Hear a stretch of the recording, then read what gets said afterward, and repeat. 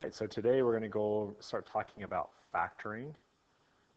To kind of introduce factoring, I just want you to think about, you guys have done this before, but if I asked you to factor 24, what that means is, right, is to break it apart and find all the factors, all the things you multiply together to get 24. So we could break it apart, be like, what, 2 and 12, 3 and 4, 2 and 2. So 24 is the same thing as 2 times 2 times 2, 3 2s, times 3. Okay, they're equivalent to each other. But so if you're writing something in factored form, you're saying, what do you multiply together to get that? So what we're going to work on is not factoring numbers, but factoring polynomials. So what it means to factor a polynomial, similar thing, is, right, is I said, what do I multiply together to get 24? Right, this is my answer. So up here, if I want to factor this 5x cubed plus 25x squared plus 45x, that's my answer. The question is, what do I multiply together to get that? And there's some different ways to come up with that answer.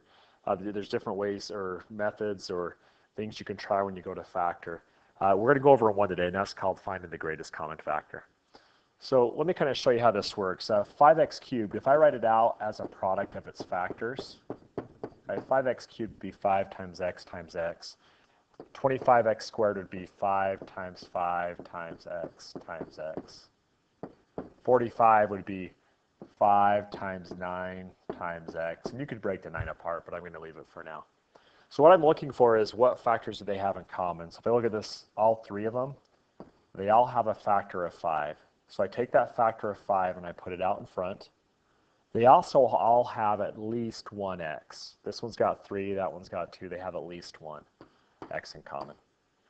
Whatever that common factor is, in this case it's the 5x, I'm going to put that in front of the parentheses. And all we're really doing is distributing backwards. So yesterday we went through and talked about when you multiply, you have to distribute that all the way through. So in this case, if you're factoring, you have to take that common factor out of all of them. So if I take out a 5 and an x out of that first one, I'd have 2 x's left over, so x squared. If I take out a 5 and right, I took a 5 and an x out. If I take a 5 and an x out of that one, I have a 5x. If I take out a 5 and an x out of that one, I've got a plus 9. The way we check to see if we've done this correctly is, number one is there should not be a common factor left there. And there isn't, right? X squared 5x 9 does not have a common factor.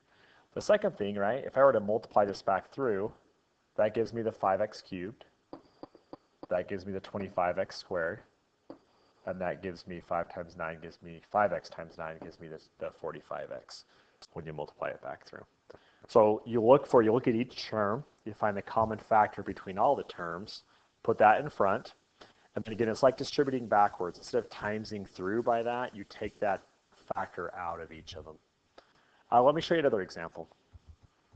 So if we had this, I have 3x to the 4th minus 9x squared minus 12x.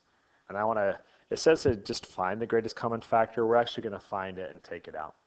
So just start by looking at the numbers. I've got 3, 9, and 12. Find their common factor. The common factor between those is 3. Okay, and they all have x's. You have to take it out of all of them. So how many do they have in common? Well, this one's only got 1. So we can only take out 1x. Okay, now we're going to take out a factor of 3 and x and see what we have left. So if I take a 3 out of there, it's gone. I take one of the x's out. I have 3 x's left over. Move on to the next one.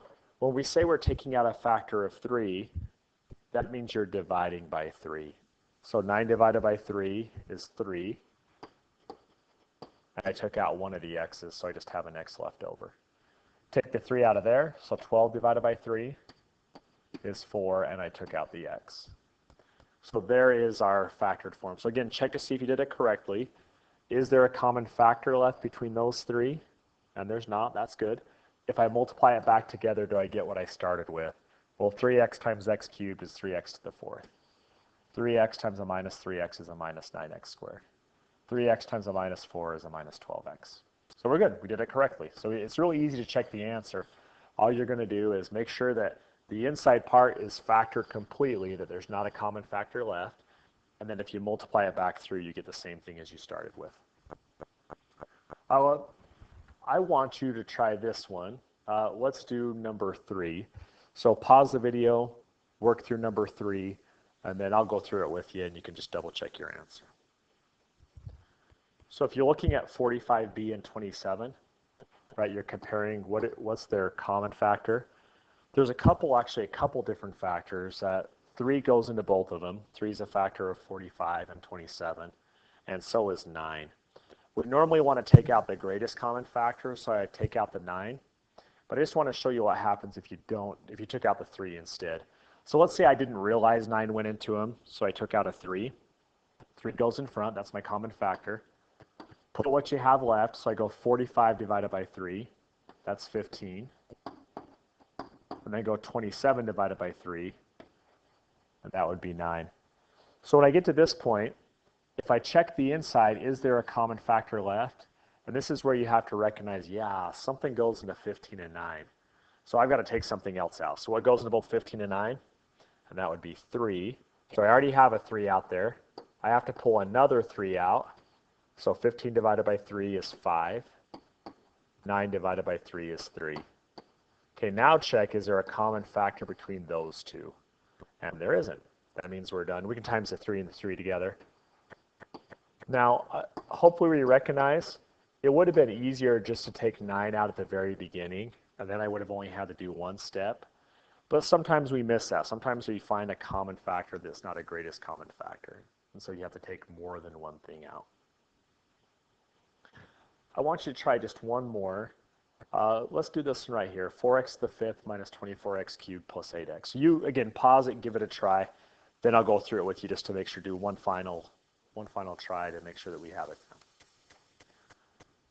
When you're looking at a common factor on this one, like 4, 24, and 8, 2 goes into all of them, but again, 4 does also. We want to take out the biggest thing. So I'm going to take out a 4.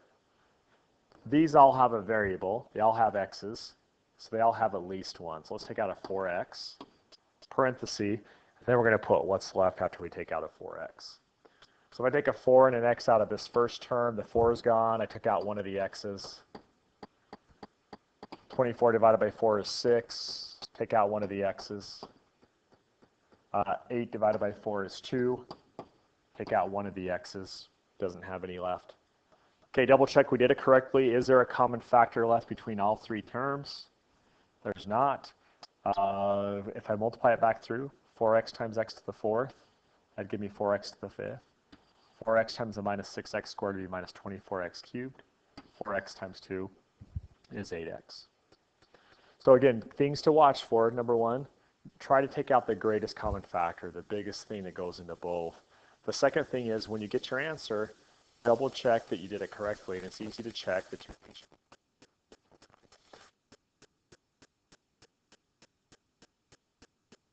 you is if I multiply it back out, do I end up with what I started with? But that's all there is to it. So that, and again, this is just the first type of factoring. We're going to spend quite a while here on going through all the different types of factoring and practicing. So this is just the start, and it doesn't always work. So in those cases, we have to have other methods, but we'll get to those for now. So for now, we're just focusing on this one. Thanks, guys.